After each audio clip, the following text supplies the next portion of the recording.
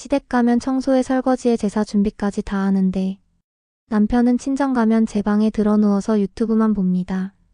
그렇게 새해가 지나니까 저도 결국 똑같이 했습니다. 이기적이라는 말 듣고 싶지 않네요. 여러분이라면 어떻게 하시겠어요? 안녕하세요, 여러분. 전지적 독자 시점입니다. 구독, 알림 설정은 언제나 무료입니다. 사연이 마음에 닿았다면 조용한 댓글 응원도 부탁드릴게요. 그럼 오늘의 이야기 시작합니다. 솔직히 말해서 저도 사람이에요. 느낌이라는 게 있고 쌓이는 감정이라는 게 있어요. 남편이 친정 가서 뒹굴뒹굴 누워서 유튜브 보는 거 처음엔 이해하려 했어요. 진짜 피곤해서 그럴 수도 있지. 운전하느라 몸이 으슬으슬하고 피곤하겠지. 근데 이게 한두 번도 아니고 매번. 정말로 한 번도 빠짐없이. 한 해 두 해 지나다 보니까 이제는 감사 인사도 사라졌어요. 고기 구워드리는 거 당연하게 여기고 과일 챙겨드리면 당연한 줄 알아요. 설거지하는 엄마 옆에 가서 도와드리는 건 고사하고 부엌 근처에도 안 와요.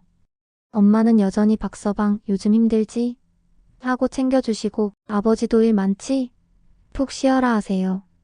웃기지 않나요? 전 시댁 가면 입버릇처럼 뭐 도와드릴까요?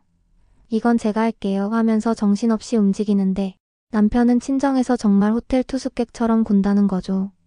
참고 참다가 결국 저도 똑같이 해보기로 했어요. 그게 잘한 건지 못한 건지 아직도 모르겠는데 그날 이후로 저도 마음을 고쳐먹었어요. 제사 있는 날 일부러 제가 운전했어요. 남편이 놀란 눈으로 오늘은 웬일이야? 물어보는데 속으로 생각했죠. 이제 너도 한번 겪어봐라. 시댁 도착하자마자 제가 했던 말 아직도 생생해요. 저 운전해서 너무 피곤하네요. 좀 누울게요. 그리고 바로 방으로 들어가서 이불 깔고 누웠어요. 드라마 틀고 이어폰 끼고 아무 소리도 듣지 않았어요. 한두 시간이 지나도 아무 반응 없더라고요. 다들 바쁘게 제사 준비하느라 누가 저를 부를 겨를이 없었겠죠. 그렇게 시간은 흘러 제사가 끝나갈 무렵 시어머니가 방에 들어오셨어요. 얘 어디 아프냐? 아뇨. 운전해서 너무 피곤하더라고요. 조금만 누울게요. 그 말만 했어요. 그러자 시누이 둘도 하나둘 들어오더니 묘한 눈빛으로 절 보더라고요. 저는 더 이상 숨기지 않았어요. 정중하지만 단호하게 저도 매번 시댁 올 때마다 청소하고 일하고 설거지하고 솔직히 너무 지쳤어요. 저희는 맞벌이에요. 집에서도 저는 쉬질 못해요. 근데 여기 오면 더 일 많잖아요.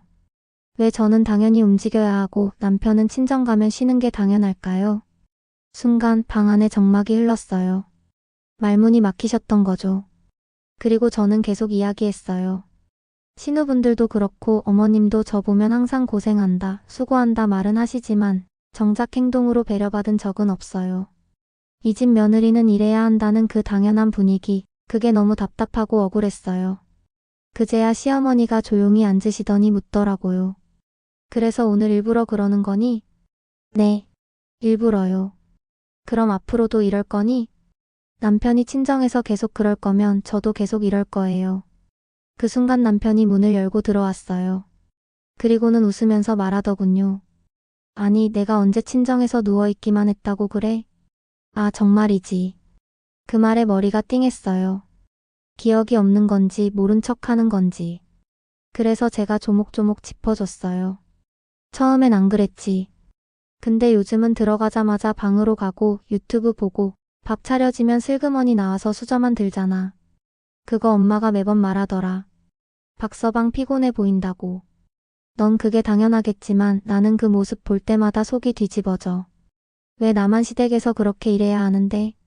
왜 너는 한 번도 나를 위해 행동한 적 없는데 난 너 봐서 계속 참아야 돼? 남편이 그제야 표정이 굳더라고요. 그리고 한마디 했어요. 그럼 친정 갈 때마다 과일 사가고 엄마 아빠 챙기는 건 뭐야? 너는 왜 항상 네 생각만 해? 그 말을 듣는 순간 숨이 막혔어요. 아, 이 사람은 내가 무얼 말해도 이해하지 못하겠구나. 남편 입장에선 그게 다였던 거죠. 과일 사갖고 가는 것. 그게 전부라고 생각한 거예요. 그 말을 들은 순간 정말 머릿속이 새하얘지더라고요. 너는 왜 늘 네 생각만 해? 그 짧은 문장 안에 담긴 무심함이 그동안 제가 참고 견뎌왔던 시간들을 송두리째 무시하는 것처럼 느껴졌어요. 내 생각만 한다고? 제가 조용히 되물었어요. 그럼 당신 생각은 뭔데? 난 지금까지 누구 생각하고 산 건데? 방안이 다시 정적에 잠겼어요. 시어머니도 시누이들도 말이 없었어요. 남편은 마치 자기가 억울하다는 듯한 얼굴로 저를 쳐다봤고요. 그래. 과일 사갖고 가는 거 고맙지. 근데 당신은 그게 전부라고 생각하잖아. 당신 엄마 아버지 집 가면 난 7시간 서 있어도 누가 수고했다는 말 한마디 안 해. 근데 당신은 친정 가면 들어가서 눕고 밥 다 차려지면 나와서 수저만 들어. 그걸 말해도 못 알아들어. 이해하려는 태도도 없어. 나는 서운하다는 말 몇 번이고 했는데 당신은 늘 그랬지. 피곤했어, 몰랐어, 그냥 좀 눈붙인 건데 왜 그래. 그 말을 하면서 저도 모르게 눈물이 났어요. 속이 너무 터졌거든요. 단지 일손이 부족해서가 아니라 저라는 사람을 며느리 이전에 한 사람으로 봐주질 않는 느낌. 그게 가장 힘들었어요.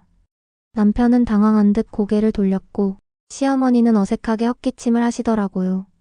그럼 이제 아무것도 안 하겠다는 거니? 그 말. 저는 그 말이 가장 상처였어요. 이제부터 감사하라고 말했을 때 받아들이긴커녕 그럼 아무것도 안 하겠다는 거냐는 반응이 돌아오니까 마치 그동안 당연히 해야 할 걸 제가 안 하겠다고 선언한 사람처럼요. 그래서 저는 다시 또박또박 말했어요. 어머님, 저 일하는 사람입니다. 결혼할 때 빈손으로 온 것도 아니고요. 당신들 아들이랑 똑같이 맞벌이 하면서 하루하루 버텨요. 근데 왜 저는 올 때마다 일해야 하죠? 왜 며느리는 도와야 한다는 전제가 깔려있죠? 제가 오는 걸 감사하셨으면 좋겠어요. 이제라도 얘도 힘들겠다, 쉬게 놔두자 그런 말 한마디라도 해주셨으면 좋겠어요. 시어머니는 입을 꼭 다무셨고 시누이 한 명이 조심스레 말했어요. 형님, 그런 뜻은 아니었어요. 그냥 저희도 어릴 때부터 해오던 방식이라. 그 방식 이젠 좀 바뀔 때도 됐잖아요. 제가 대답했죠. 어머님도 며느리셨잖아요. 근데 왜 똑같은 걸 며느리에게 반복하세요? 고생했던 기억이 있으면 저한테는 다르게 대해주셔야 하는 거 아니에요? 시어머니는 한참을 말이 없으셨고 그 방 안에 있던 모두가 조용해졌어요. 저는 더 이상 말을 보태지 않았어요. 더 설명해도 소용없다는 걸 느꼈거든요. 남편은 말없이 저를 데리고 방 밖으로 나갔고 차로 돌아오면서도 한마디도 안 하더군요. 차 안에 흐르는 그 침묵이 오히려 제 안의 분노를 더 키웠어요. 무언가 말이라도 하길 바랐는데 아무 말이 없으니까 더 답답했어요. 집에 도착하고 나서도 남편은 입을 열지 않았어요. 식탁에 앉아 밥을 먹으면서 갑자기 이러더라고요. 그래도 말하는 방식은 좀 너무했다. 그 말에 제가 젓가락을 내려놨습니다. 말하는 방식? 당신은 내가 무슨 말을 해도 내 방식만 문제 삼지. 내용은 들어보지도 않아. 내가 얼마나 쌓였는지 어떤 마음으로 그 말 했는지는 생각 안 해봤어?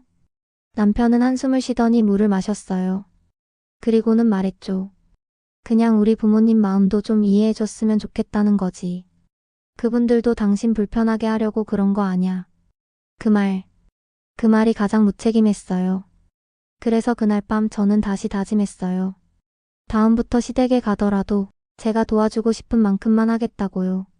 며느리니까 하는 말에 더는 흔들리지 않기로요. 그날 이후로 남편과 저는 눈을 마주치는 횟수가 줄었어요. 평소처럼 아침에 눈 떠도 잘 잤어? 하는 말도 없이 각자 준비하고 저녁에도 같이 밥은 먹지만 대화는 딱 필요한 말만 주고받는 수준. 밥 줄까? 응. 김치 다 떨어졌어. 알았어, 사올게. 그게 다예요. 같이 사는 사람인데 왠지 룸메이트 같은 느낌. 말 한마디에 가시가 돋을까봐 조심하고 괜히 또 한마디 꺼냈다가 싸움이 시작될까봐 입을 다물게 되더라고요. 그런데 이상하게도 그 조용한 긴장감이 오히려 더 불편했어요. 차라리 싸우는 게 낫겠다 싶을 만큼 그 고요한 거리감이 우리 관계를 갉아먹고 있다는 느낌. 그런 날들이 이어지던 어느 주말 친정에서 전화가 왔어요. 다음 주에 외삼촌네 온다고 시간 되면 잠깐 들렀다 가라. 엄마는 아무렇지도 않게 말했지만 저는 머릿속이 복잡해졌어요. 또 친정 가야 하잖아요. 남편은 아무 말 없었어요. 그냥 그래 뭐. 외삼촌 뵈어야지. 딱 그 정도 반응이었죠. 근데 가는 날 도착하자마자 또 제 방으로 들어가 누워버리는 거예요. 진짜 데자뷰인 줄 알았어요. 이 사람은 단 한 번도 내가 했던 말이 마음에 와닿지 않았나 보다 싶었어요. 운전은 제가 했고 도착하자마자 엄마는 갈비찜 끓이고 계셨고 아버지는 외삼촌 기다린다고 방 정리하느라 분주했거든요. 저는 자연스럽게 엄마 옆에서 마늘 까고 있었고 그 와중에 남편은 또 이어폰 끼고 휴대폰만 보고 있었어요. 그러다 엄마가 조용히 제 옆으로 오더니 그러셨어요. 너희 요즘 왜 그래? 그 말에 순간 손이 멈췄어요. 표정 관리가 안 됐던 것 같아요. 엄마는 낮은 목소리로 말씀하셨어요. 박서방 얼굴이 요즘 너무 어두워. 뭔 일 있었니? 그 한마디에 숨이 턱 막혔어요. 남편이 어두워 보인다고요? 제가 아닌 그 사람이? 엄마, 나 힘들다고 말한 적 한 번이라도 있었어? 제가 그렇게 묻자 엄마는 잠시 멈칫했어요. 그리고는 애써 웃으면서 말했어요. 너야 워낙 밝고 씩씩하잖아. 네가 내색을 안 하니까 안 힘든 줄 알지. 그 말에 속이 시렸어요. 나는 내색 안 해서 다 괜찮은 줄 아셨구나. 반대로 남편은 방에 틀어박혀 있으니까 더 힘들어 보였구나. 누가 일부러 연기한 것도 아닌데 결국 사람들은 보이는 대로 믿게 되어 있다는 걸 그날 절실히 느꼈어요. 그 후로 저는 점점 더 말수가 줄었어요. 친정에서도 집에서도. 남편은 여전히 무표정했고 가끔 같이 마주 앉아 TV를 보아도 서로 웃지 않았어요. 이런 일도 있었어요. 회사에서 야근이 길어져서 퇴근이 늦은 날 몸살 기운에 밥도 못 먹고 들어왔는데 남편은 거실에서 치킨 시켜 먹고 있더라고요. 한마디 했죠. 내가 아프다니까 밥 하나 안 해줄 거야? 남편은 그제야 놀란 듯 고개를 들더니 말했어요. 너 평소엔 네가 알아서 잘 챙겨 먹잖아. 그 말에 진짜 한동안 말이 안 나왔어요. 평소엔 잘하니까 아플 땐 안 챙겨도 된다는 논리가 말이 되는 건지, 그렇게까지 나를 당연한 존재로 여겼던 건지, 그때부터 저도 마음을 접기 시작했어요. 이제 남편에게 기대하지 말자. 나도 내 체력, 내 감정, 내 시간을 아끼자. 시댁에 갈 일 생겨도 예전처럼 추리닝 챙겨가지 않아요. 가서 쉴 수 있으면 쉬고 일 시키면 정중히 거절해요. 제가 요즘 몸이 안 좋아서요. 다음엔 제가 할게요. 오늘은 좀 쉴게요. 이렇게 말하면 시어머니는 당황하시고 시누이들도 애매한 얼굴을 지어요. 근데 그게 어때서요? 남편이 친정 가서 하던 그대로 저도 똑같이 하는 건데. 하지만 이상하게 마음이 시원하진 않더라고요. 오히려 쓸쓸했어요. 서운함을 말해도 이해받지 못했고 그 이해받지 못한 감정이 이제는 외로움이 되어버린 거죠. 그날 이후로 시댁 단체 채팅방이 조금씩 달라졌어요. 명절이나 제사 앞두고는 늘 단톡방에서 이런저런 준비 얘기를 했었거든요. 어떤 반찬을 할지 누가 뭘 챙길지. 그런데 어느 순간부터 시누이 둘이 이상하게 말을 돌려가며 누군가를 언급하기 시작했어요. 어머니 이번엔 반찬 좀 여유 있게 나눠서 하면 좋겠어요. 혼자 빠지거나 드러누워 있는 일은 없었으면 하고요. 처음엔 설마 했어요. 근데 그 말 이후 또 이런 메시지가 이어졌죠. 다들 바쁜 와중에 시간 내서 모이는 건데 누구는 누워만 있고 그러면 어머니만 힘드시잖아요. 아, 이거구나. 내가 그날 시댁에서 들어놓은 거, 그게 마음에 안 들었던 거구나. 근데 그 순간 웃음이 나왔어요. 그날 제사 음식 만든 것도 아니고 청소한 것도 아니고 정작 일은 내가 안 했는데 시누이들은 나에게만 예의와 책임을 묻더라고요. 정작 그 사람들 본인들은 어땠는지 돌아보지도 않고 제가 잠깐 쉴라 하면 형님 냉장고 정리 같이 해요. 형님 거실 창문 닫고 계셨어요? 하고 불쑥 나타나던 사람들이잖아요. 그래서 저는 조용히 방을 나왔어요. 단톡방 말고 그냥 마음에서요. 그 이후로는 단톡방에서 말도 거의 안 했어요. 필요한 답변만 짧게. 네, 알겠습니다. 그렇게 할게요. 그 이상은 안 했어요. 그랬더니 또 뭐라는 줄 아세요? 남편이 그러더라고요. 누나들이 요즘 너 많이 서운해해. 예전엔 그렇게 잘 웃고 맞장구도 쳐주더니 이젠 너무 딱딱하다고. 그 말에 피식 웃음이 나왔어요. 제가 누굴 위해 웃고 맞장구를 쳐야 하죠? 그동안 맞춰준 걸 고마워하진 않고 맞춰주지 않으니 서운하다고? 그게 진짜 이기심 아니에요? 그래서 남편에게 말했어요. 누가 누구한테 서운한 건지 진짜 한번 생각해봐. 난 누나들 눈치 보고 어머니 비위 맞추고 시댁만 가면 집안일 일 다 맡았어. 당신은 그런 나를 당연하게 받아들였고 남편은 대꾸 없이 고개를 돌렸어요. 말이 안 통해요. 저는 진심을 꺼냈는데 그 사람은 여전히 분위기만 신경 쓰는 거예요. 그러면서도 말은 꼭 이렇게 하죠. 그래도 가족인데 서로 좀 맞춰야지. 그래서 제가 진심으로 말했어요. 가족이면 서로 배려해야지. 왜 나한테만 맞추라고 해? 그날 저녁 남편은 술을 마시고 들어왔어요. 입에서는 술 냄새가 났고 얼굴은 붉어져 있었어요. 그리고는 소파에 털썩 앉아 말하더라고요. 나는 말이야 그냥 조용히 좀 살고 싶어. 이런 갈등, 이런 말싸움 진짜 지긋지긋해. 너도 좀 내려놓으면 안 돼? 그 말을 듣는 순간 심장이 철렁했어요. 내려놓자는 말이 이렇게 무책임하게 들릴 수도 있구나.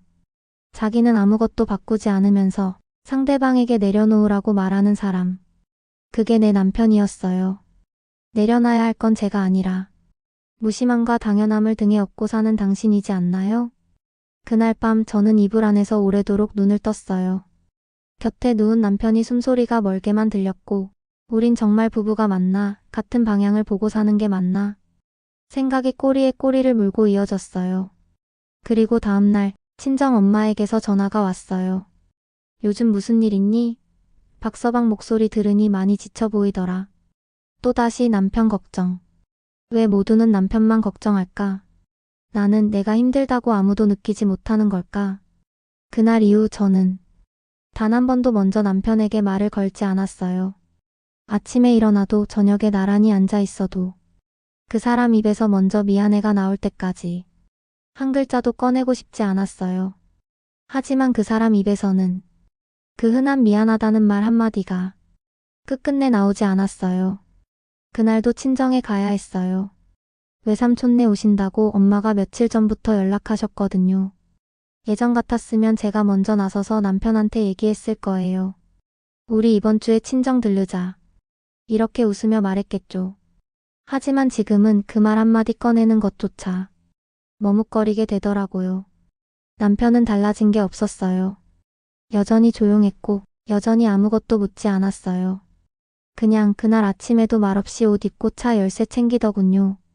서로 말없이 차에 탔고 말없이 고속도로를 달렸고 친정집 초인종을 누르기 전까지 단 한마디도 나누지 않았어요. 문을 열고 나온 엄마는 언제나처럼 환하게 웃으셨죠. 왔니? 피곤하지? 갈비탕 끓여놨어 들어와. 익숙하고 따뜻한 목소리. 그 안에 담긴 기대와 환영의 마음이 느껴졌는데 그게 너무 미안하더라고요. 저 사람은 오늘도 엄마의 그런 마음을 전혀 모르고 있으니까. 도착하자마자 남편은 익숙하게 내 방으로 들어가더니 아무 말 없이 누웠어요.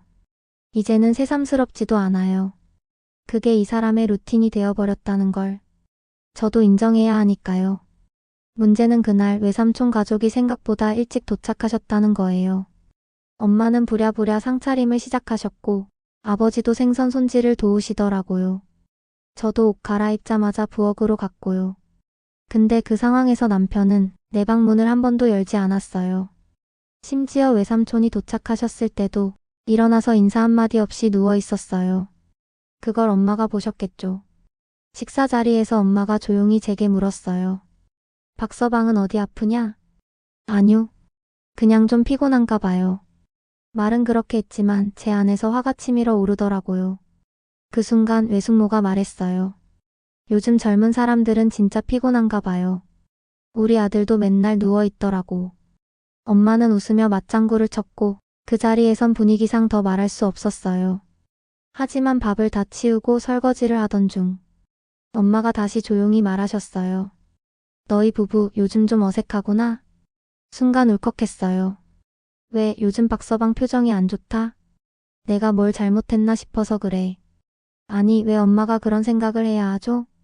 왜 내가 미안해져야 하죠? 속에서 이상한 울음이 올라오려는 걸 겨우 삼키고 씁쓸하게 말했어요. 엄마, 나 요즘 너무 지쳐. 그냥 아무것도 하기 싫을 정도로. 엄마는 잠시 멈췄어요. 네가 그런 말 하니까 더 마음이 아프다. 그때 깨달았어요. 나를 이해해 줄 거라 믿었던 친정도 이제는 남편 눈치를 보기 시작했다는 걸. 그동안 내가 먼저 웃고 내가 먼저 움직였기 때문에 아무 일 없어 보였던 거지. 이제 내가 멈추니까 사람들이 당황하기 시작한 거예요. 그날 밤 집에 돌아오는 차 안. 저는 조심스럽게 말했어요. 오늘 외삼촌 왔을 땐 인사라도 좀 하지 그랬어. 남편은 창밖을 보며 대답했어요. 갑자기 잠이 쏟아져서. 일부러 그런 건 아냐. 근데 당신은 매번 그렇게 말해. 피곤했다, 몰랐다, 일부러 그런 게 아니다. 근데 결과적으로는 항상 똑같잖아. 당신은 누워있고 나는 뛰어다니고. 그 말에 남편은 한숨을 쉬더니 이렇게 말하더군요. 당신도 그렇게까지 힘들면 안 가면 되잖아. 정말 기가 막혔어요. 이 사람은 아직도 문제의 본질이 뭔지 모르는 거예요. 나는 당신 때문에 힘든 거야. 당신이 같이 움직여주면, 같이 웃어주면 그냥 그거 하나로 버틸 수 있어. 하지만 그 사람은 끝까지 아무 대답도 하지 않았어요. 차 안엔 라디오 소리만 조용히 흘러나오고 있었고 그 조용한 멜로디 안에서 우린 둘 다 점점 멀어지고 있었어요. 그날 이후로 우리는 정말 말이 없어졌어요.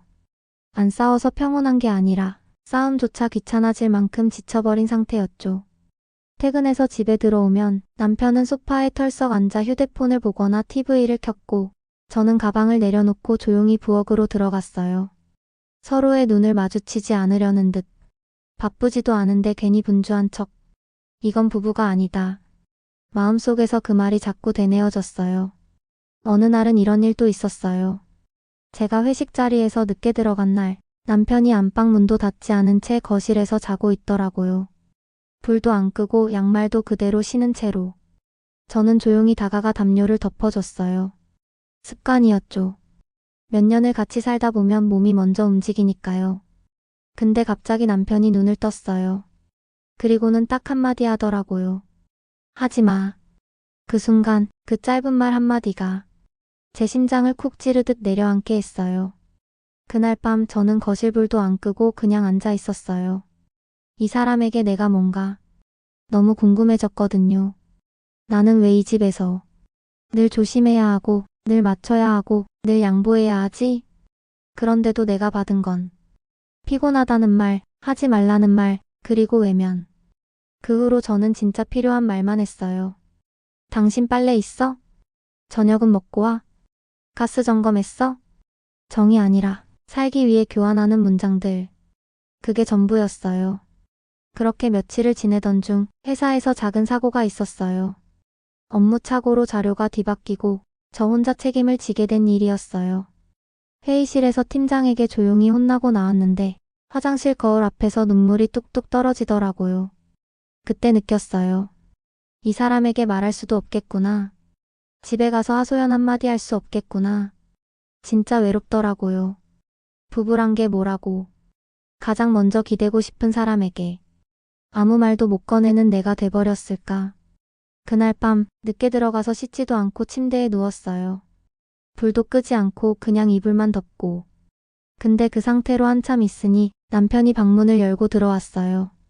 그리고 말했어요. 왜 이불 속에서 안 나와? 밥 안 먹었어? 그 한마디. 어쩌면 별것 아닌 말인데 그 말에 또 울컥했어요. 이상하죠? 평소 같으면 그냥 무심한 톤으로 들렸을 말인데 그날은 왜 그렇게 마음이 아팠을까요? 오늘 회사에서 욕먹었어. 내 잘못도 아닌데 그냥 내가 다 뒤집어섰어. 처음으로 그렇게 말했어요. 근데 남편은 아무 말도 안 하고 고개만 끄덕였어요. 그게 다였어요. 고생했겠다, 힘들었겠다. 그런 말 한마디 없이 그냥 끄덕. 그리고는 방을 나가더라고요. 그때 느꼈어요. 아, 이 사람은 내가 힘들다는 말조차 귀찮아졌구나. 그 순간부터는 기대하지 않기로 했어요. 말을 안 하고 사는 게 오히려 편하다는 생각이 들 정도였으니까요. 결혼 초엔 남편이 퇴근할 때쯤 이런저런 반찬 만들어 놓고 기다리곤 했어요. 요즘엔요? 냉장고에 있는 반찬 꺼내서 각자 먹어요. 같이 앉아 먹지도 않고요.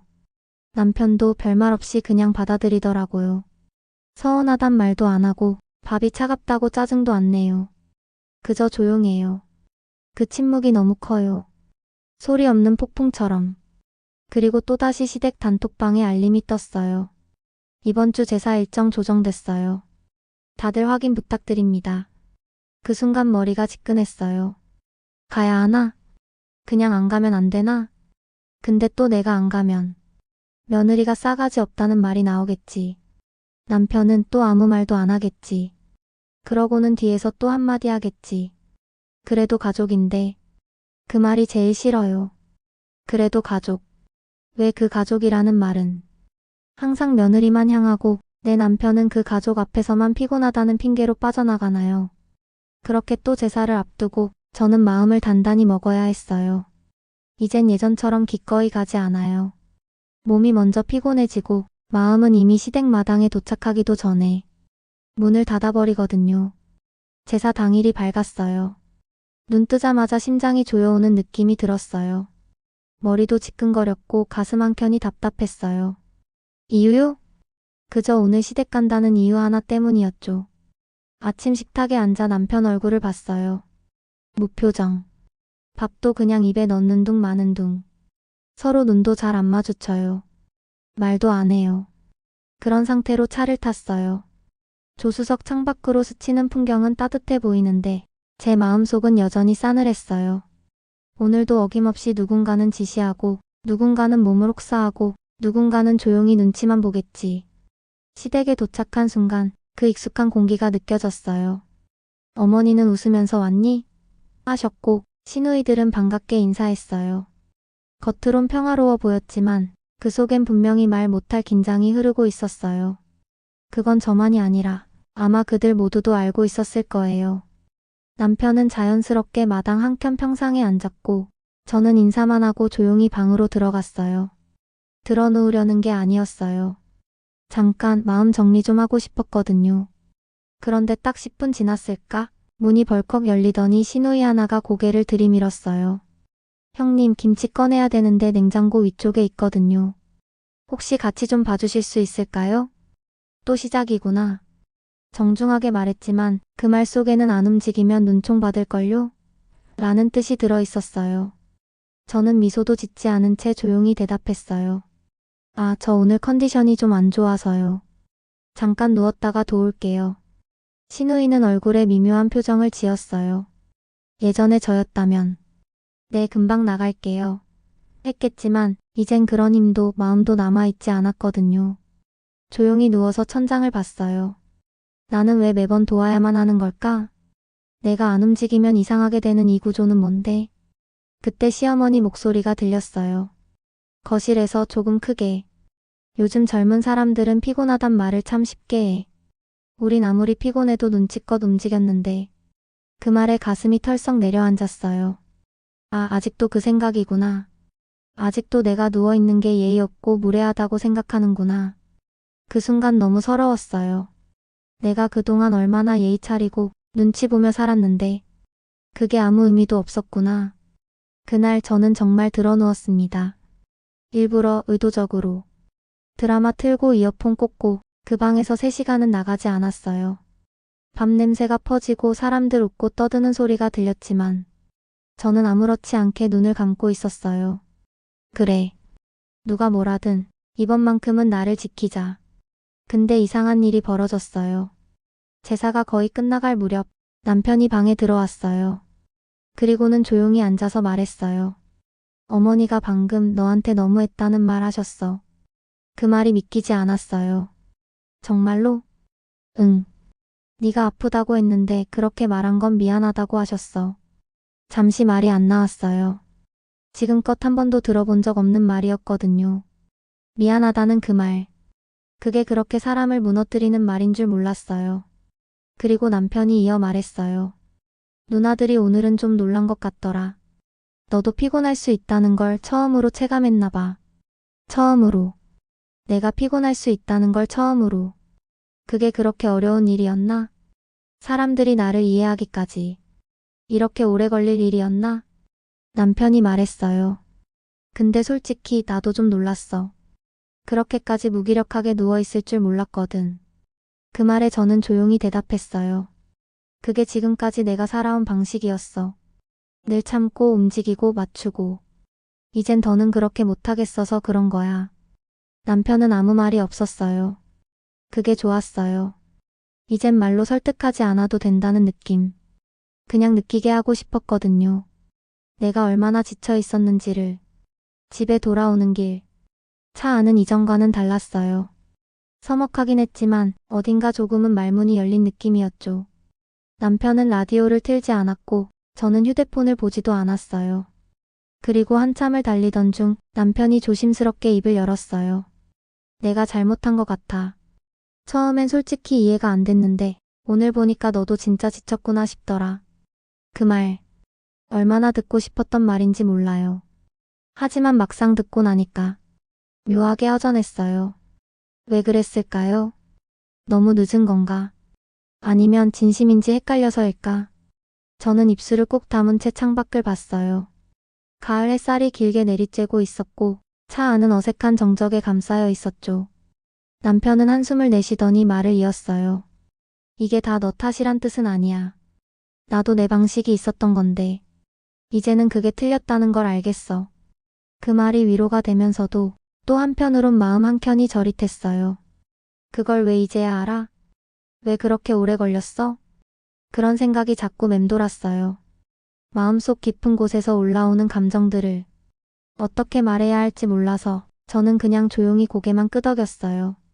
집에 도착하자마자 남편은 먼저 주방으로 들어가더니 컵 2개를 꺼내 물을 따랐어요. 그리고 조용히 제 앞에 하나를 밀어줬죠. 그동안 미안했어. 내가 너무 무심했지. 그 말 한마디에 가슴 속에서 묵직하게 누르고 있던 돌덩이가 조금씩 내려앉는 느낌이 들었어요. 하지만 저는 대답하지 않았어요. 그저 컵을 들고 물을 한 모금 삼켰을 뿐. 말로는 풀리지 않는 게 있으니까요. 그날 밤 침대에 누워 천장을 보면서 생각했어요. 내가 진짜 바라는 게 뭐였을까? 그저 미안하다는 말 한마디였을까? 아니요. 저는 공평함을 원했던 거예요. 가정이라는 울타리 안에서 누구 하나만 당연하게 희생하는 게 아니라 서로가 서로를 존중하고 같이 살아가고 있다는 느낌. 근데 그게 참 어려운 일이더라고요. 사람마다 기준이 다르고 누군가에게는 당연한 것이 다른 누군가에겐 상처가 되기도 하니까요. 남편은 옆에서 잠이 들었고 저는 눈을 감지 못한 채 계속 뒤척였어요. 생각이 너무 많아서 이걸로 정말 괜찮은 걸까? 이대로 계속 살아도 되는 걸까? 마음 한쪽에서는 조금 나아졌잖아 하는 소리가 들렸고 다른 쪽에서는 그건 시작일 뿐이야 라는 소리도 들렸어요. 다음날 아침 남편이 먼저 아침상을 차렸어요. 달걀 프라이 2개, 김치, 햇반. 어설펐지만 정성이 느껴졌어요. 밥 먹어. 오늘은 내가 먼저 나가야 해서. 그 모습이 낯설었고 그래서 더 감정이 복잡했어요. 정말 달라지려는 걸까? 아니면 미안하다는 말 한 번 하고 다 끝났다는 식으로 돌아가는 건 아닐까? 불신. 그게 문제였어요. 이 사람을 믿지 못하게 된 것. 그래서 감동도 고마움도 예전처럼은 와닿지 않는다는 것. 그날 회사에서도 집중이 안 됐어요. 회의 시간에 딴 생각을 하고 있었고 메일을 쓰다 말고 문득 손이 멈췄어요. 결혼이란 게 원래 이렇게 불안정한 건가? 이렇게 일방적인 감정 노동이 필요한 관계가 맞는 걸까? 그날 오후 엄마에게 전화가 왔어요. 박서방, 지난번에 과일 보내왔다. 요즘 좀 달라졌나 보다. 엄마의 목소리에는 반가움과 안도감이 섞여 있었어요. 딸이 힘들어하던 남편이 이제 조금은 사람 됐다는 듯한 그런 뉘앙스. 근데 저는 그 말에 선뜻 기쁘지가 않았어요. 과일 하나 보냈다고 사람이 달라진 걸까? 그동안 내가 혼자서 감당했던 감정의 무게는 그 한 박스로 보상될 수 있을까? 저는 조용히 말했어요. 엄마, 아직은 잘 모르겠어. 좀 더 두고 보려고. 엄마는 아무 말도 하지 않았어요. 그 침묵 속에 담긴 걱정과 미안함이 느껴졌어요. 그리고 그 순간 저는 조금 울고 싶어졌어요. 다른 누구보다 너 잘하고 있어. 그 한마디가 듣고 싶었거든요. 며칠 동안 남편은 말 그대로 사람이 바뀐 것처럼 행동했어요. 집에 일찍 들어오고 간단한 설거지도 스스로 하고 주말엔 제게 먼저 오늘 뭐 할까? 하고 묻기도 했어요. 사실 기대가 생기더라고요. 아, 진짜 달라지려고 하나 보다. 이번엔 말만이 아니라 행동으로 보여주려는 건가? 그렇게 믿고 싶었어요. 믿고 싶으니까 그게 더 불안했죠. 저는 일부러 아무 말도 하지 않았어요. 칭찬도 반응도 눈빛 하나까지도 절제했어요. 괜히 내가 기뻐하는 기색을 보이면 그게 당연해질까봐, 또 원래대로 돌아가면 내가 더 상처받을까봐 그렇게 경계하면서도 한편으로는 기대하고 있었던 것 같아요. 그런데요. 사흘쯤 지났을까? 남편이 회사 회식이 있다며 늦는다고 했어요. 오랜만에 혼자 저녁을 먹고 조용히 책을 읽다가 잠이 들었죠. 그런데 새벽 3시 남편이 들어왔는데 비틀비틀 술에 절어 있었어요. 방문을 열자마자 야, 그 말부터 시작하더군요. 말투는 험했고 눈은 풀려 있었고 그동안 봤던 그 무심한 얼굴 그대로였어요. 내가 뭐 그렇게 잘못했냐? 아, 진짜. 사람이 어떻게 완벽하게 바뀌냐? 저는 그 자리에서 말이 안 나왔어요. 그 말 한마디에 며칠간 쌓아두었던 희망이 와르르 무너졌어요. 그게 지금 할 말이야? 왜? 너도 나한테 뭐라 했잖아. 그럼 난 말도 못해? 말이 점점 거칠어졌고 저는 이불을 덮고 고개를 돌렸어요. 술 깨고 얘기해. 지금은 대화가 안 되니까. 그랬더니 남편은 벽에 걸린 옷걸이를 툭 치며 말했어요. 역시 넌 항상 네 생각뿐이야. 그 순간 역시라는 단어가 너무 아프게 들렸어요. 나는 지금까지 내 감정, 내 체력, 내 시간까지 참아가며 당신을 위해 살았는데 그게 전부 너만 생각하는 행동이었다고? 그날 새벽 잠도 오지 않았어요. 침대 옆에 누운 남편은 금방 코를 골았고 저는 한참을 눈을 떴다가 거실로 나와 소파에 앉았어요. 불도 켜지 않은 채 창밖을 봤어요. 깜깜한 도시의 새벽. 간간히 지나가는 택시 불빛만이 이 시간이 살아있다는 걸 알려주는 것 같았어요. 역시 달라지는 사람은 없다. 그 생각이 점점 선명해졌어요. 다음날 아침 남편은 아무 일 없던 듯 일어났고 어제는 좀 과했나 보다. 그 말 한마디 하고는 샤워하러 들어갔어요. 과했다는 말. 그 안에 담긴 의미를 생각했어요. 내가 널 아프게 했구나가 아니라 조금 오버했지 정도의 느낌. 아, 다시 원점이구나. 겨우 3마디로 다시 처음으로 돌아와 버렸구나. 그날 이후 남편의 행동은 또다시 원래대로 돌아갔어요. 간단한 설거지? 안 해요. 저녁에 같이 이야기하던 시간? 다시 각자 핸드폰. 주말 일정? 제게 묻지 않고 혼자 잡아요. 처음에는 달라졌던 그 행동들이 이제는 마치 없었던 것처럼 사라졌어요. 마치 그 며칠은 그저 이벤트 같았다는 듯이. 저는 이번엔 아무 말도 하지 않았어요. 화도 안 냈고 실망했다는 티도 내지 않았어요. 그냥 기대를 끊었어요. 퇴근하고 들어오면 그냥 제 방에 들어가서 문 닫고 쉬었어요.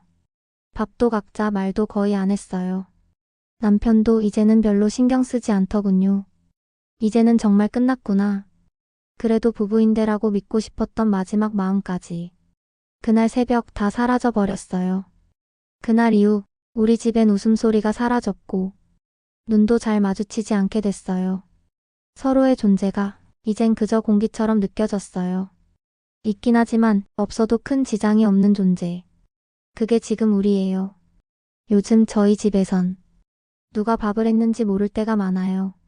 냄비에 뭐가 끓고 있어도 누가 끓였는지 모르겠고 싱크대에 쌓인 설거지를 보며 이번엔 내가 할 차례인가? 고민하지도 않아요. 그냥 냅둬요. 말 그대로 서로를 모른 척하고 살고 있어요.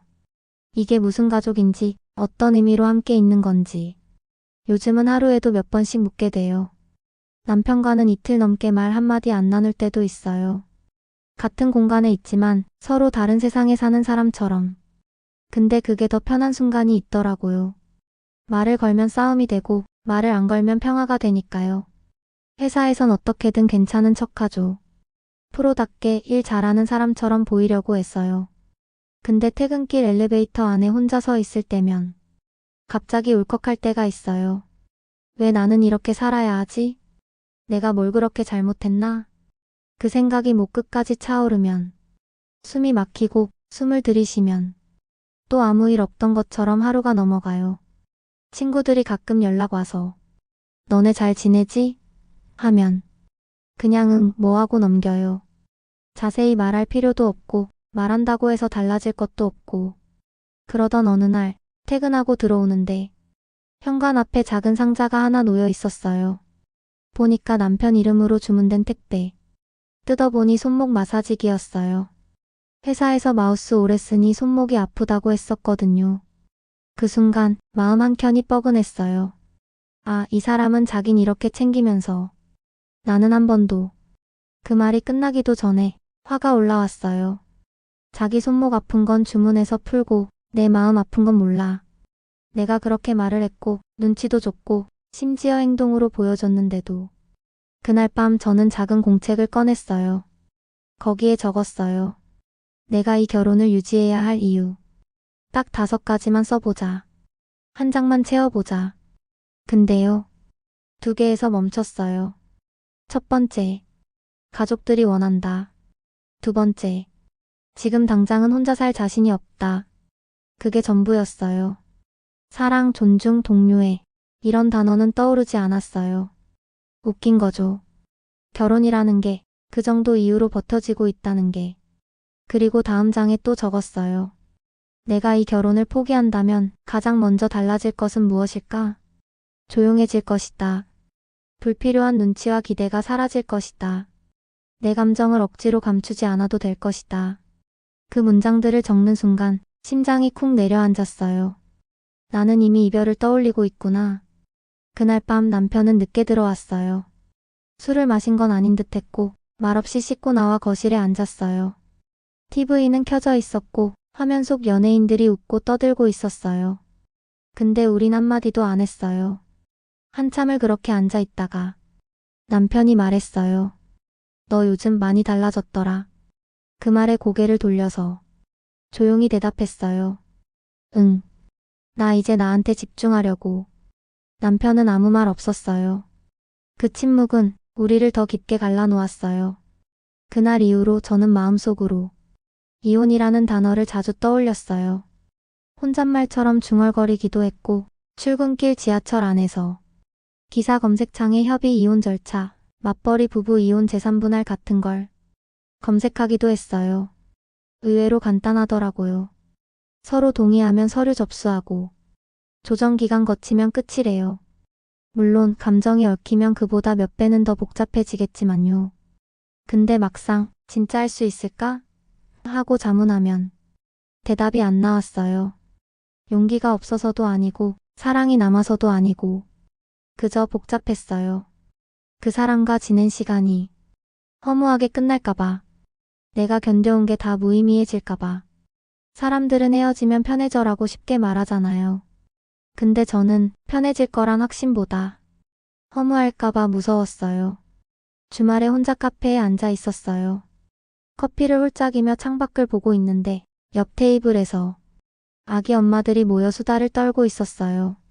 우리 신랑은 어제도 술 먹고 새벽 3시에 들어왔지 뭐야. 그래도 네 남편은 애기 봐주잖아. 우리 집은 아예 손도 안 대. 그 웃음 섞인 대화들. 남편에 대한 불만을 공유하며 묘하게 안도하는 분위기. 그 속에 낄 수 없다는 생각이 들었어요. 나는 지금 웃으면서 남편 험담을 할 여유도 없구나. 나는 지금 이 결혼을 불만이 아니라 무게로 안고 있구나. 갑자기 눈물이 났어요. 창밖을 바라보는 척, 커피를 마시는 척, 입술을 깨물며 울지 않으려 애썼어요. 그러다 핸드폰을 꺼내 친한 친구에게 톡을 보냈어요. 나 진지하게 이혼 생각 중이야. 오랜만에 먼저 털어놓는 말. 보내고 나니까 손이 떨리더라고요. 잠시 후 친구에게 답장이 왔어요. 어디야? 지금 갈게. 그 말에 눈물이 더 쏟아졌어요. 누군가가 왜? 라고 묻지 않고 그냥 갈게 라고 말해준 것. 그것만으로도 위로가 되더라고요. 1시간쯤 지나 친구가 카페에 들어왔어요. 저를 보자마자 가방 내려놓고 묻지도 않고 안아줬어요. 너 많이 힘들었구나. 그 말 한마디에 가슴속이 무너졌어요. 그동안 아무한테도 말하지 못했던 하소연이 쏟아지듯 나왔어요. 나 진짜 너무 외로웠어. 집에 사람이 있는데 마치 혼자인 것처럼. 내가 뭘 그렇게 잘못했는지도 모르겠고 이 사람은 그냥 나를 안 보는 것 같아. 친구는 말없이 들어줬어요. 가끔 고개를 끄덕여주고 손을 꼭 잡아주고. 그게 다였지만 그게 너무 큰 힘이 됐어요. 근데 너 그 사람 아직 사랑하긴 해? 친구가 조심스럽게 물었어요. 그 질문에 나는 말문이 막혔어요. 사랑? 그건 지금의 내 감정과는 너무 거리가 먼 단어였어요. 그냥 서로를 방치한 채 의무감과 습관으로만 붙어 있는 느낌. 잘 모르겠어. 그냥 안 아팠으면 좋겠어. 이 사람한테 말 걸고 기대했다가 실망하지 않았으면. 그 말을 하고 나서야 내 마음이 좀 더 분명해졌어요. 나는 지금 사랑이 아니라 실망하고 싶지 않은 마음을 붙잡고 있는 거였구나. 친구는 마지막으로 말했어요. 결혼이든 이혼이든 너 스스로가 존중받는 선택이었으면 좋겠어. 넌 그럴 자격 있는 사람이야. 그 말을 마음 깊이 새겼어요. 사람이 살다 보면 누군가의 말 한 줄이 삶 전체를 바꿔놓기도 하잖아요. 그날 밤 남편에게 말을 걸었어요. 우리 진지하게 얘기 좀 하자. 남편은 놀란 얼굴이었어요. 제가 그렇게 말할 줄은 몰랐나 봐요. 나 요즘 이혼 생각하고 있어.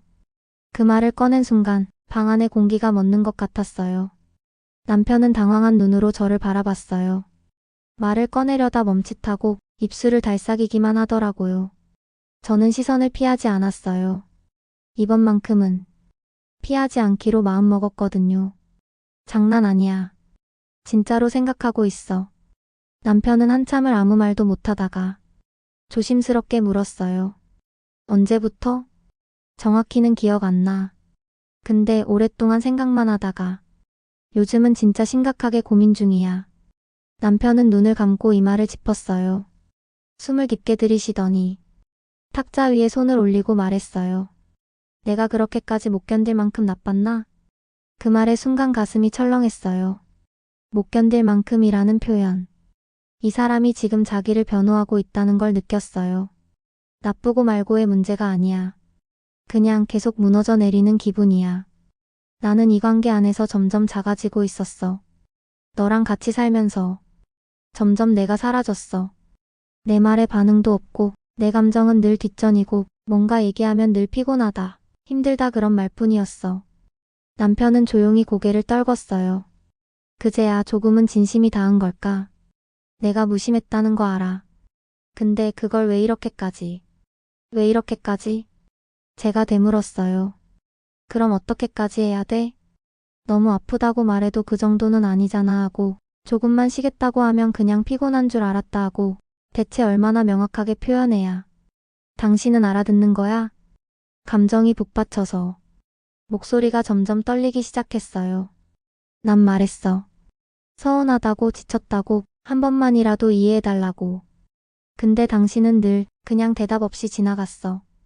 남편은 이불을 쥐고 있다가 작게 한숨을 내쉬더니 말했어요. 나도 나름대로 힘들었어. 그 말에 저는 고개를 들었어요. 그럼 왜 말 안 했어? 말해봤자 더 싸울 것 같았어. 내가 뭘 해도 넌 불만일 것 같아서. 그래서 그냥 피했어. 그 말에 갑자기 마음이 복잡해졌어요. 피했다고? 나는 어떻게든 말로 꺼내보려고 애썼는데 그 사람은 불편해질까봐 피했다고?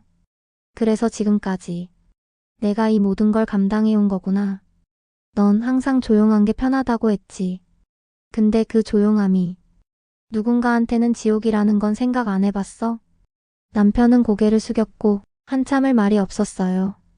그 침묵 속에서 저는 아주 작게 말했어요. 우리 너무 멀리 와버렸어. 그제야 남편이 고개를 들었어요. 그럼 진짜 끝내자는 거야? 그 질문에 쉽게 대답할 수 없었어요. 지금 당장 끝내자는 말이 생각보다 무거웠고 막상 입 밖으로 꺼내려니 숨이 턱 막혔어요. 끝내자는 건 아니야. 근데 이대로는 못 가. 지금 우리 사이에 정이 남아있는지 그저 습관인지 내가 그걸 구분조차 못하겠어. 남편은 입을 꼭 다물었어요. 서로를 똑바로 바라보면서도 어디를 어떻게 짚어야 할지 둘 다 몰랐어요. 그날 밤 한 집안에서 각자 다른 생각을 안고 우리는 또다시 등을 돌리고 누웠어요. 침묵은 끝났지만 해결은 시작도 못했다는 걸 우리는 알고 있었어요. 일단 좀 떨어져 지내보자. 그 말은 제가 먼저 꺼냈어요. 이혼을 당장 결론 내기엔 아직 미련도 의문도 남아 있었거든요. 정말 우리가 끝난 건지 아니면 너무 가까워서 서로를 짓눌렀던 건지 조금 떨어져 있으면 보일 수도 있을 거라 생각했어요. 남편은 잠시 망설이다가 고개를 끄덕였어요. 그래. 우리한테 지금 필요한 건 말보다 시간일지도 몰라. 그렇게 결혼 이후 처음으로 서로 다른 공간에서 지내게 됐어요. 남편은 잠시 본가로 갔고 집은 제가 그대로 사용했어요. 이상하더라고요. 집이 조용하다는 게. 그동안 남편이 말수가 많았던 것도 아닌데 막상 없어지니까 공간 자체가 다르게 느껴졌어요. TV를 켜고도 혼잣말을 하게 되고 식탁에 앉으면 자동으로 반찬 2개를 더 꺼내게 됐고 커피를 내리면서 머그컵 2개를 꺼냈다. 멈칫하게 됐어요. 하지만 동시에 이상하리만치 평온했어요. 누구 눈치 볼 필요도 없고 말 한마디로 분위기 망가질까 조심하지 않아도 되고 출근 전에 부엌을 뛰어다니며 아침 챙기지 않아도 되는 그 자유. 처음엔 어색했는데 시간이 갈수록 그 고요함이 편안해졌어요. 마치 오래된 긴장에서 풀린 것처럼. 친구는 괜찮아? 하고 물었고 엄마는 그래도 부부가 떨어져 있는 건 아닌 것 같다며 걱정했지만 저는 아무 말도 하지 않았어요. 그냥 지금은 말보다 내 마음이 어떤지를 더 들여다보고 싶었어요. 하루는 퇴근 후 집에 와서 불을 다 끄고 소파에 앉았어요. 불빛 하나 없이 앉아 있으니까 마음이 더 명확해지더라고요. 나는 왜 그렇게 힘들었을까? 무엇이 가장 고통스러웠을까? 답은 명확했어요. 외로움. 그리고 내가 당연한 사람이 되어버린 것에 대한 슬픔. 남편은 나를 도와주지 않은 게 아니라 나를 사람으로 대하지 않았던 거예요. 하루하루 나의 감정이, 노력이, 존재 자체가 그저 있어야 할 것처럼 여겨졌던 그 오랜 시간.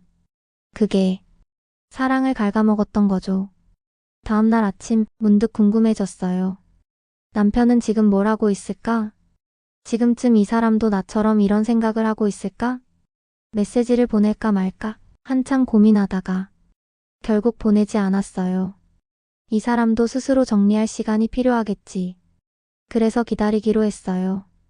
그런데 며칠 후 남편에게서 메시지가 왔어요. 잘 지내고 있어? 밥은 챙겨 먹고 있지? 별거 없는 2문장이었지만 그걸 읽는 순간 마음이 이상했어요. 왜 이제야 이런 말이 나올까? 그토록 바라던 말인데 지금은 그냥 낯설기만 했어요. 그래도 답장을 보냈어요. 응. 잘 지내고 있어. 너는? 남편은 곧장 답하지 않았어요. 몇 시간 뒤에야. 생각이 많아. 라는 짧은 답이 왔고 그 이후엔 또 조용했어요. 그 말 한 줄이 그 사람의 복잡한 마음을 대변하는 것 같았어요. 그리고 저도 말은 하지 않았지만 머릿속이 점점 복잡해지고 있었어요. 이대로 계속 떨어져 지내는 게 맞을까? 다시 돌아가도 괜찮을까?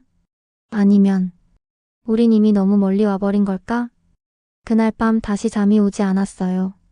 불을 끄고 누워 있었지만 머릿속은 온통 뒤죽박죽이었죠. 남편이 생각이 많아. 그 한 줄이 자꾸 떠올랐어요. 그래서 휴대폰 메모장을 켰어요. 누군가에게 털어놓는 대신 그냥 내 마음을 나 스스로 정리하고 싶었어요. 나는 늘 말로 설명하려고 했던 것 같아. 근데 말로는 설명이 안 되는 감정도 있어. 그걸 당신은 늘 예민하다, 힘들다고만 받아들였고. 그래서 이제는 나도 감정을 감췄어. 말 안 하고 표현 안 하고. 그게 더 평화로울 줄 알았는데 결국 아무도 몰라주더라. 나는 그냥 한 번쯤 나도 기대고 싶었어. 매번 버텨주는 사람이 아니라 가끔은 기대는 사람으로 살고 싶었어. 그걸 당신은 몰랐지. 그렇게 몇 줄을 쓰고 나니 눈물이 났어요. 글로라도 정리하고 나니까 내가 왜 그렇게 아팠는지가 보였어요. 처음엔 남편을 탓하고 싶었는데 이제는 그냥 우리 사이가 어디서부터 틀어졌는지가 더 궁금해졌어요. 그 메모를 읽고 다시 삭제하려다가 그냥 그대로 복사해서 남편에게 보냈어요. 보내도 괜찮을까? 이해 못하면 어떡하지? 망설이다가 그냥 눌렀어요. 한참을 고민해봤자 결국 이 관계는 서로 솔직해지지 않으면 달라지지 않을 테니까. 메시지를 보낸 후 답이 오기까지 시간이 꽤 걸렸어요. 그 몇 시간이 하루처럼 느껴졌어요. 답이 오지 않으면 그게 대답일 수도 있다는 생각도 들었고요. 하지만 그날 자정 무렵 남편에게 답장이 왔어요. 미안하단 말, 이제 와서 의미 없을지도 몰라. 그래도 꼭 하고 싶었어. 나도 한 번쯤 누군가에게 기대고 싶었는데 그게 너였다는 걸 이제야 알겠어. 그 메시지를 보고 한참을 울었어요. 기대고 싶었다는 말. 그 말 하나에 우리 둘이 사실은 같은 외로움을 안고 있었다는 걸 알게 됐어요. 서로 말은 안 했지만 각자의 방식으로 서로를 향해 다가가고 있었던 거죠. 다만 그 방향이 너무 달랐을 뿐. 다음날 남편에게 또 메시지가 왔어요. 우리 한번 말없이 만나는 대신 편지 써서 교환해 볼래? 처음엔 낯설었어요.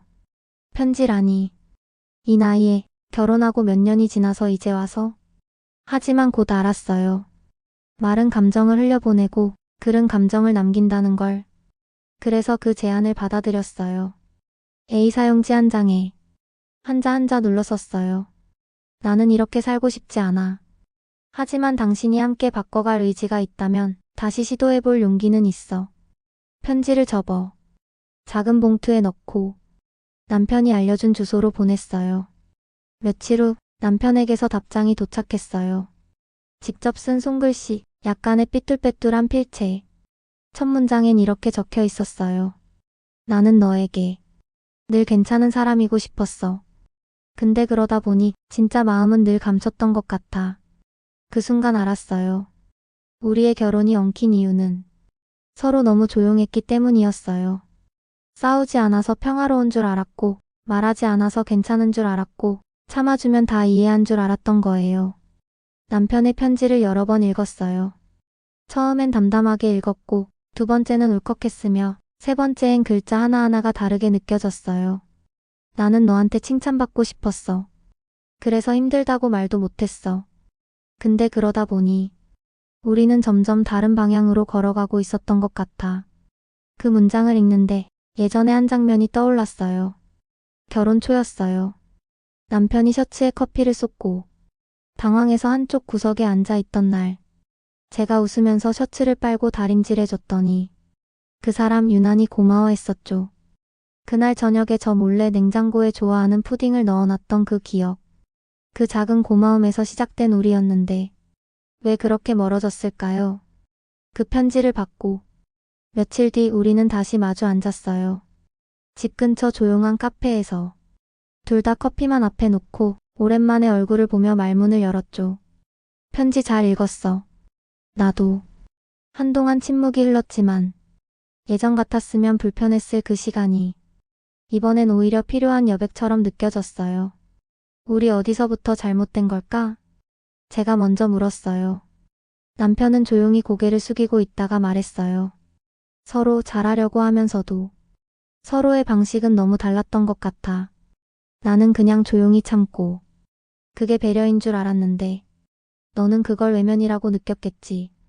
고개를 끄덕였어요. 맞아. 나는 뭔가 말하고 싶어서 말했는데 돌아오는 반응이 없을 때마다 더 작아지는 기분이었어. 나 혼자 말하는 사람 같았고 그래서 어느 순간부터는 말도 안 하게 되더라고. 남편은 그 말을 듣고 한참 동안 말이 없었어요. 그리고는 작게 하지만 진심 어린 목소리로 말했어요. 미안해. 그냥 내가 너한테 너무 무심했어. 그 순간 정말 오랜만에 그 사람 눈빛에서 진심이 느껴졌어요. 피곤함도 무관심도 아닌 나도 너를 생각하고 있다는 그 미세한 떨림. 그리고 나도 조용히 말했어요. 나도 미안해. 너한테 너무 많은 걸 기대했어. 내가 힘든 만큼 너도 힘들 수 있다는 걸 생각 못했던 것 같아. 그 말 한마디가 서로를 조금씩 풀어줬어요. 그날 우리는 별말 없이 카페를 나와 천천히 집까지 걸어갔어요.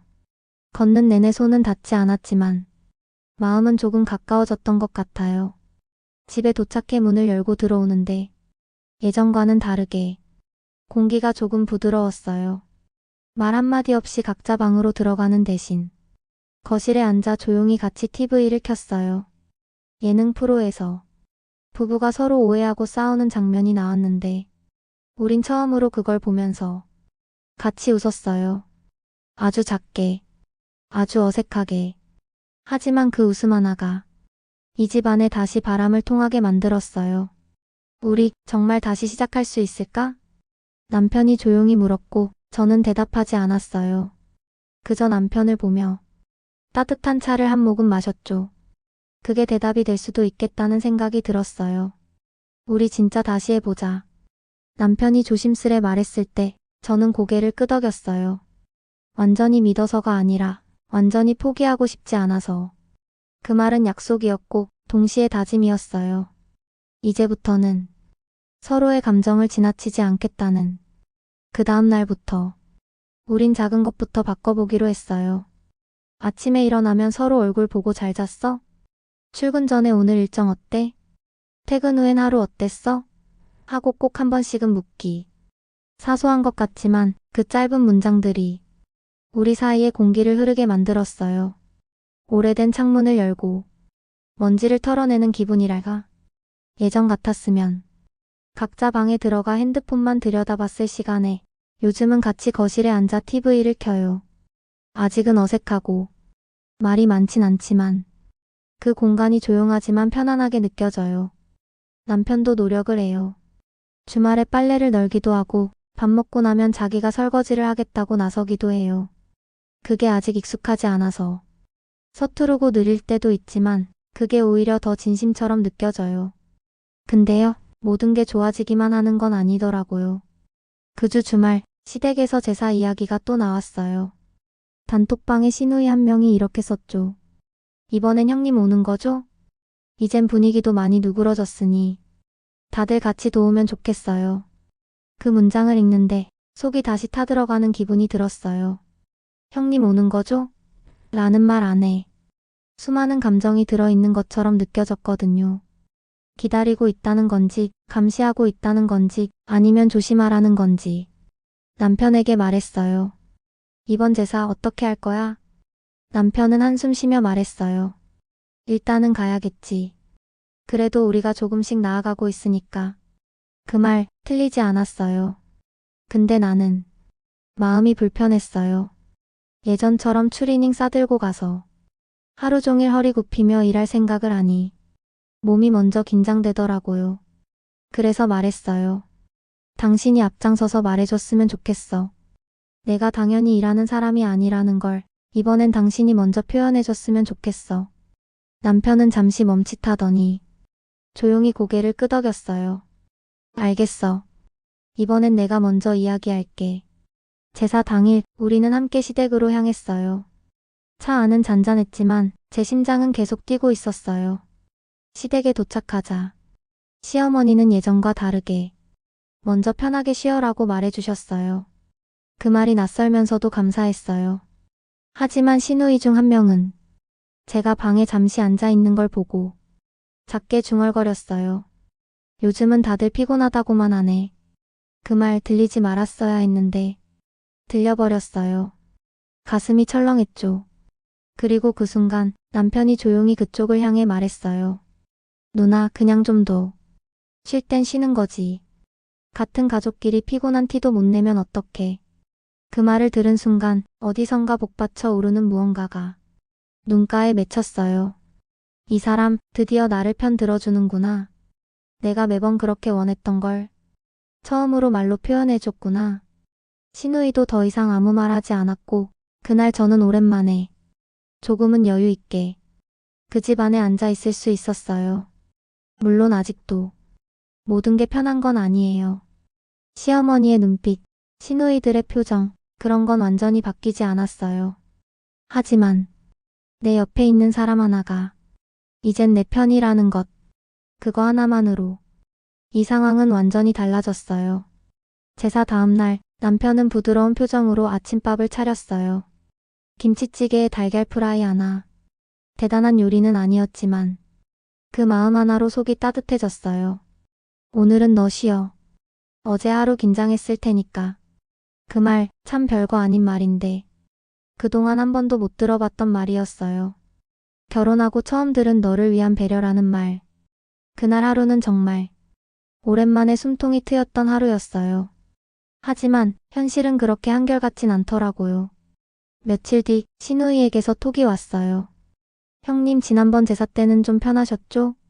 단번에는 같이 김치 담가 봐요. 이젠 형님도 집안일 적응되셨을 테니까요. 그 말, 정말 아무렇지 않은 말투지만 그 속엔 이젠 슬슬 다시 움직이셔야죠? 하는 뉘앙스가 숨어 있었어요. 그날 저녁에 그 톡을 보여주며 남편에게 말했어요. 나 이런 말 받을 때마다 다시 숨 막혀. 남편은 톡을 몇 번이나 읽고 나서 휴대폰을 내려놓았어요. 내가 누나한테 말할게. 이젠 그런 얘기 그만하라고. 아니 그냥 이제는 네가 나한테 그런 말 들었을 때 괜찮냐고 먼저 물어봐 줬으면 좋겠어. 그 말에 남편이 고개를 들고 절 봤어요. 아마도 그는 생각 못했을 거예요. 말보다 먼저 그런 시선들이 나에게 얼마나 큰 압박이 되는지를. 미안해. 앞으로는 먼저 물어볼게.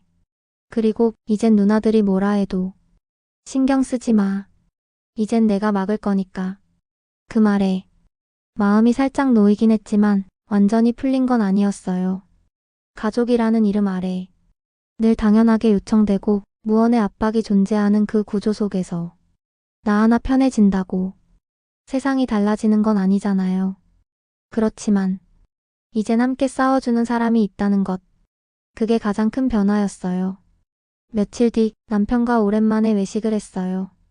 조용한 된장찌개 집에서 나란히 앉아 밥을 먹는데 남편이 말했어요. 우리 요즘 좀 괜찮아진 것 같지 않아? 응. 아직 완벽하진 않지만 예전보다 훨씬 나아졌어. 남편이 조심스럽게 물었어요. 그럼 이혼 생각은 좀 줄었어? 그 질문에 한참을 말없이 밥만 먹었어요. 그리고 말했어요. 아직 완전히 없어진 건 아니야. 근데 지금처럼 계속 노력해준다면 조금씩 멀어질 것 같긴 해. 남편은 고개를 끄덕였어요. 그 말 들으니까 되게 책임감 생긴다. 너무 늦지 않게 바꾸고 싶어. 진짜로. 그 말을 들으면서 이 사람도 참 많이 돌아온 거구나 싶었어요. 그리고 마음속으로 나도 나 자신에게 말했어요. 너도 이제 네가 뭘 감당해야 하는 사람인지 혼자만 끌어안고 살지 않아도 된다고. 남편과의 관계가 조금씩 나아지고 있을 무렵 제 안에서도 다른 변화가 시작됐어요. 문득 이런 생각이 들더라고요. 나는 언제 마지막으로 나를 위해 뭔가를 했더라? 무엇을 좋아했고 어떤 걸 원했던 사람이었더라? 결혼 후 몇 년간 제가 했던 대부분의 선택은 우리를 위한 거였어요. 남편 입맛에 맞게 반찬을 만들고 시댁갈 일정에 맞춰 주말을 계획하고 친정에서는 눈치 보며 행동하고 하나부터 열까지 모든 걸 관계에 맞춰 조정해 왔어요. 그게 틀렸다는 건 아니에요. 근데 문제는 그 안에 내가 없었다는 거죠. 그래서 그날 회사 점심시간에 혼자 백화점 지하에 있는 작은 책방에 들렀어요. 예전엔 책 보는 걸 참 좋아했는데 결혼하고는 그렇게 여유를 부린 적이 거의 없었거든요. 어쩐지 눈에 띈 책 한 권을 집어들었어요. 표지에는 이렇게 쓰여 있었어요. 나는 누구의 무엇도 아닌 그냥 나로 충분하다. 그 문장을 읽는 순간 숨이 턱 막혔어요. 그동안 내가 얼마나 누군가의 역할로만 살아왔는지가 갑자기 선명하게 다가왔거든요. 그날 이후로 하루에 30분씩은 오롯이 나를 위한 시간을 만들었어요. 책을 읽거나 카페에 가거나 조용한 공원에 앉아 멍을 때리거나 누구의 허락도 받지 않고 누구의 눈치도 보지 않고 그냥 나로서 앉아있는 시간. 그게 생각보다 강력한 회복이 되더라고요.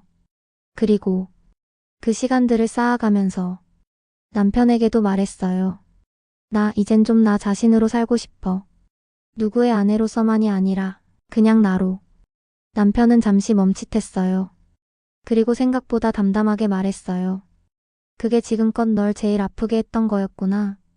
고개를 끄덕였어요. 응. 나는 그냥 이 집 안에서 존재하고 싶었어. 기대받는 사람 말고 존재로 인정받는 사람. 남편은 조용히 제 손을 잡았어요. 앞으로는 그렇게 해. 내가 뭐라고. 내 옆에 있는 너가 너답지 못하게 한 거 지금이라도 미안해. 그 말이 시간을 되돌리진 못하지만 내가 틀리지 않았다는 확신을 주더라고요. 그날 저녁 남편은 뜻밖의 제안을 했어요. 우리 여행 한번 갈래? 둘이서 아무 목적 없이 그냥 걷고 먹고 말 안 해도 되는 여행. 오랜만에 가슴이 뛰었어요. 결혼하고 처음으로 누군가가 내게 함께 하자는 말보다 쉬어가자는 말을 해줬거든요. 주말 아침 작은 여행 가방 하나씩 들고 우리는 서울 외곽의 한 조용한 바닷가 마을로 향했어요. 계획도 숙소 예약도 없이 그냥 마음 가는 대로 길 따라 바람 따라 그 차 안에서조차 분위기는 전보다 한결 부드러웠어요. 라디오에서 흘러나오는 노래에도 처음엔 어색하게 그러다 어느새 흥얼흥얼 따라 부르기도 했고요. 그 마을은 생각보다 조용했어요. 화려한 관광지도 사람 북적이는 카페도 없었지만 그게 오히려 좋았어요. 손잡고 걷진 않았지만 같은 속도로 걷고 있다는 게 느껴졌고 말이 없을 때조차 서로의 숨소리에 리듬이 맞춰지는 게 느껴졌어요. 점심은 바닷가 근처 허름한 국수집에서 먹었어요. 뜨끈한 멸치 국물에 김치 하나 얹어 후루룩 먹으며 우린 소박한 대화를 나눴어요. 이렇게 나와서 걷는 거 진작 했으면 좋았을까? 남편이 조심스럽게 물었고 저는 한참을 생각하다 말했어요. 글쎄, 그땐 아마 서로 말할 준비도 들어줄 여유도 없었을걸. 남편은 고개를 끄덕였어요. 맞아. 난 늘 내 감정을 누르는 게 어른스러운 줄 알았어. 근데 지금 와서 보니까 그건 그냥 겁이었던 것 같아. 상대가 나를 싫어할까봐, 갈등이 싫어서 내가 불편해질까봐 말 안 했던 거. 그 말에 저는 웃으며 말했어요. 난 그 무표정한 얼굴이 제일 무서웠는데 서로를 향해 조금은 웃을 수 있게 된 순간 그 짧은 웃음 안에 참 많은 것들이 들어있었어요. 서운함, 후회, 그리고 아주 작은 안도. 바닷가로 나와 앉아 잔잔한 파도를 보고 있자니 내 안에 수많은 기억들이 물처럼 밀려왔다 빠져나가요.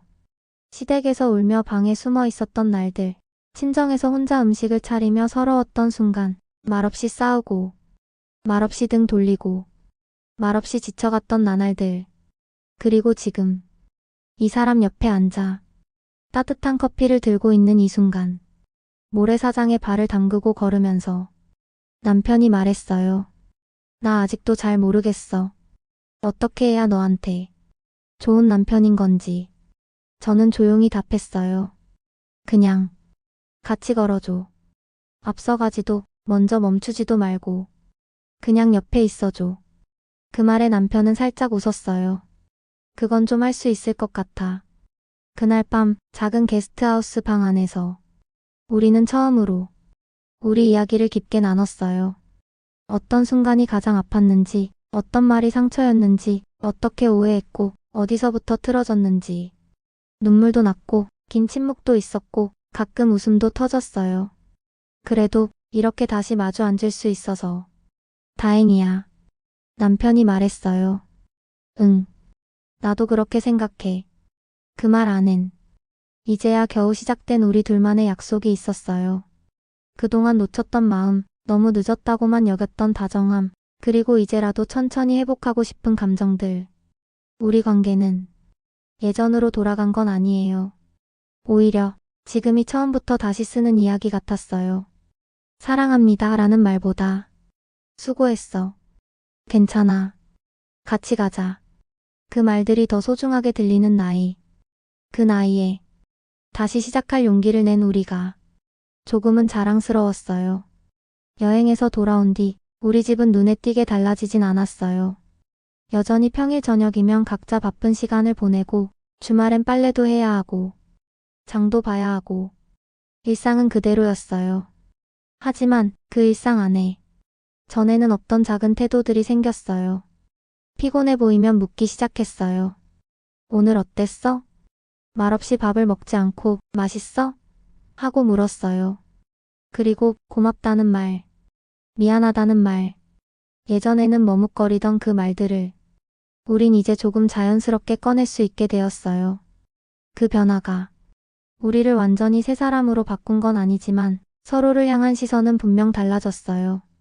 이전에는 당연하다고 여긴 것들에 이제는 감사하다는 마음을 담으려 하고 서운할 땐 감추지 않고 조용히 꺼내 보여주려고 노력하고 있어요.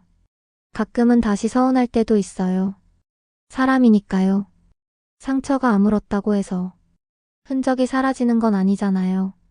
근데 이제는 그 상처를 탓하기보다는 그때의 나와 너를 인정하려고 해요. 그땐 그럴 수밖에 없었지. 우리 둘 다 그만큼 서툴렀던 거야.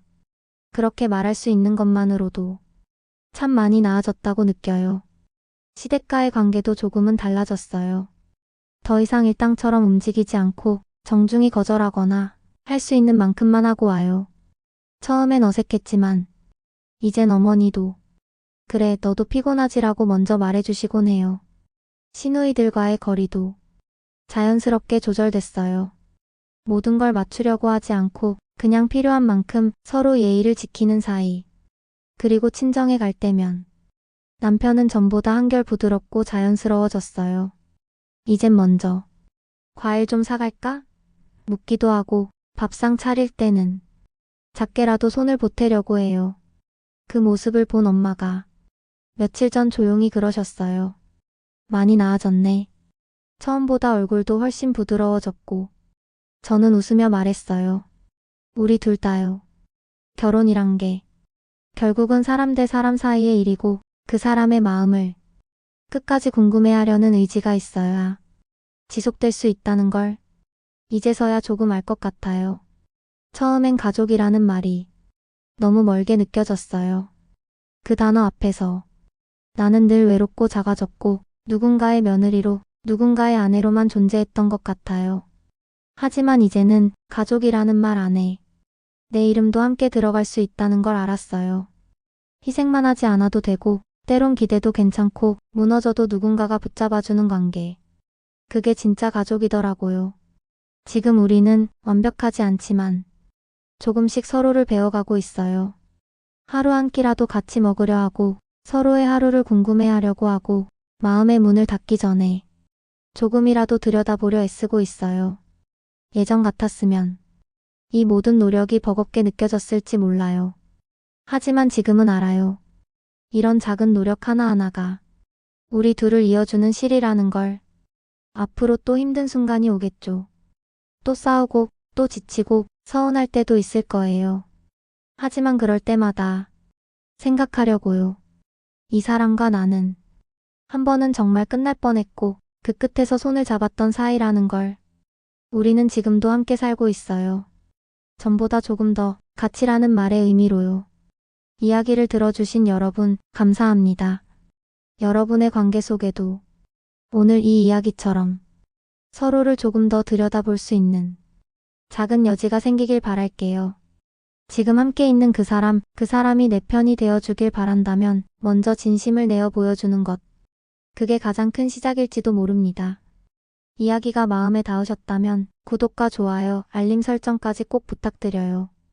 여러분의 한 번의 클릭이 더 많은 공감과 이야기를 이어가는 큰 힘이 됩니다. 그리고 여러분의 이야기도 들려주세요. 댓글에 남겨주시면 어쩌면 그 이야기가 다음 오디오북의 주인공이 될 수도 있어요. 함께 나누고, 함께 위로받고, 함께 웃을 수 있는 채널이 되도록 노력하겠습니다. 다음 이야기에서 또 만나요. 고맙습니다.